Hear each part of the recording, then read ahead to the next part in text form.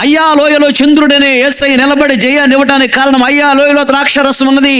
అలాగే అయ్యా లోయని మన జీవితంలో చంద్రుడని యేసయ్య నిలిచి మనకు జయాన్ని ఇవ్వాలంటే ద్రాక్షరసం అనే సంతోషం ఉండాలి. ఏ సంతోషమో? కొందరికి బట్టలు అంటే సంతోషం, కొందరికి తిండి అంటే సంతోషం, కొందరికి మందిరం మానేటువంటి సంతోషం.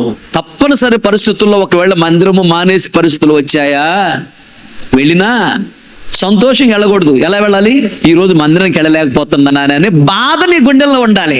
ఈ అయ్యా లోయని ఈ జీవితంలో సంతోషం ఉండాలి. ఏది? వాక్యం అంటే సంతోషం ఉండాలి, ఆటలు అంటే సంతోషం ఉండాలి, వాయిద్యం వాయించడం అంటే సంతోషం ఉండాలి, వాక్యం వినటం అంటే సంతోషం ఉండాలి, పాటలు నేర్చుకోవటం అంటే సంతోషం ఉండాలి, పాటలు పాడటం అంటే సంతోషం ఉండాలి, దేవుని మందిరం అంటే సంతోషం ఉండాలి, పరిచర్య అంటే సంతోషం ఉండాలి, దేవుని మందికి రావాలంటే సంతోషంగా రావాలి.